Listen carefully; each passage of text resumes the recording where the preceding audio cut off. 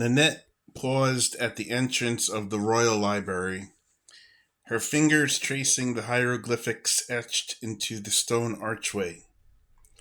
As a scribe, one of the few female scribes in Alexandria, she felt the weight of responsibility on her shoulders.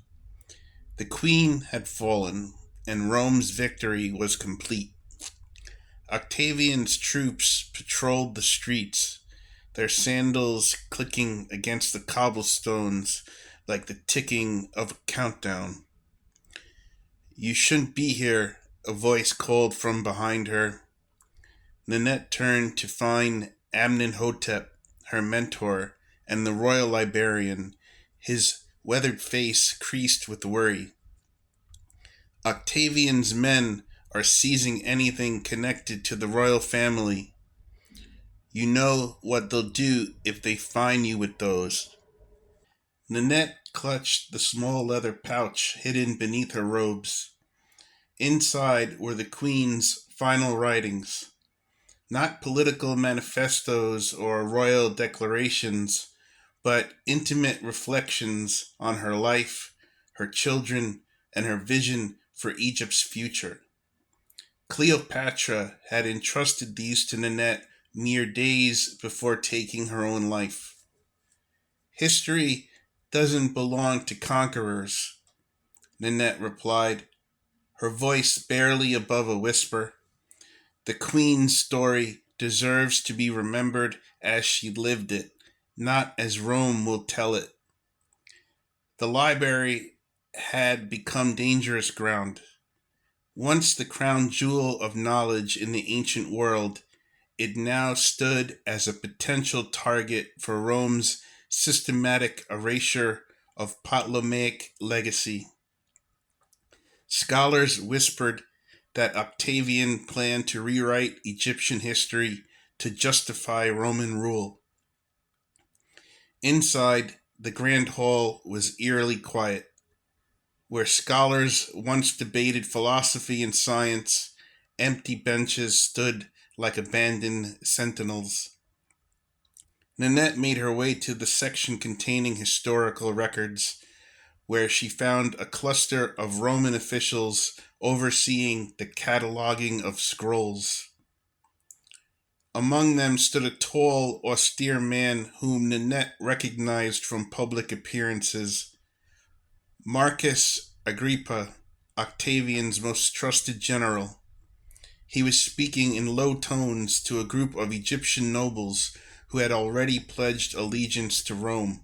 "The transition will be orderly," Agrippa was saying.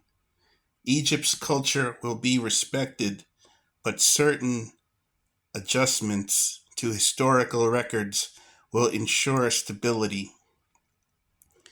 Nenet slipped into the shadows between towering shelves. Her assignment from Cleopatra had been clear: document the location of the queen's prepared tomb and preserve her personal accounts.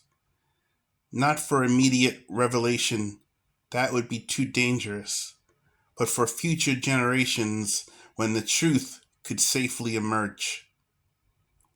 As darkness fell, Nenet met with her small circle of trusted scribes in the home of Tabia, her childhood friend. Tabia had married a merchant whose business gave them a veneer of neutrality in the political upheaval. "I've finished the coded map," Nenet announced, unrolling a seemingly ordinary astronomical chart.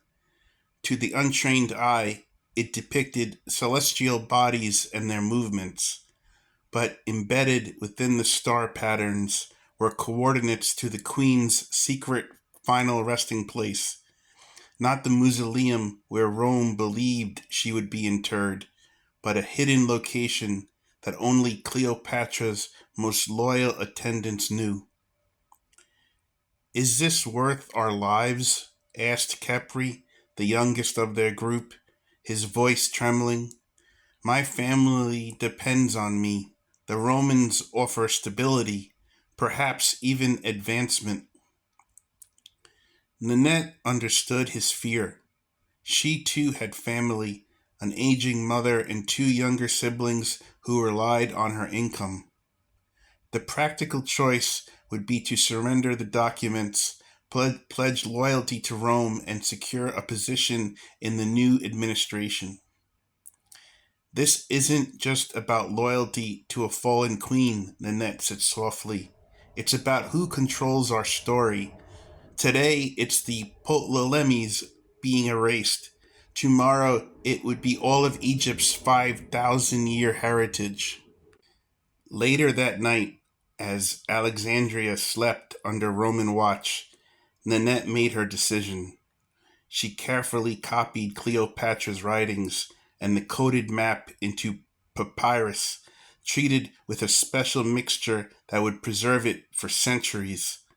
She then sealed the documents inside a small alabaster container etched with ordinary household markings, nothing to attract attention. As dawn approached, she buried the container beneath an ordinary market stall owned by Tobia's husband. Above it, life would continue. Merchants would haggle, children would play, and Rome would rule, never suspecting that beneath their feet lay the truth of Egypt's last pharaoh. When Octavian, soon to be called Augustus, ordered the creation of a new authorized history of Cleopatra, portraying her as a decadent seductress who corrupted Mark Antony, Nenet held her tongue. When they described the queen's tomb with fabricated details, she nodded along with the crowd. Her act of rebellion was silent but absolute. In a world where powerful men determined which story survived, Nenet had ensured that a woman's voice, a queen's true voice, would endure beneath the layers of propaganda. As the years passed and Nenet grew old, she sometimes visited the market, standing above the buried secrets while watching Rome's Egypt transform around her. She never revealed the location, not even to her children. Some truths needed to rest until the world was ready to hear them. The mystery of Cleopatra's true tomb remained hidden, a quiet defiance against those who believed that conquering a land meant owning its narrative.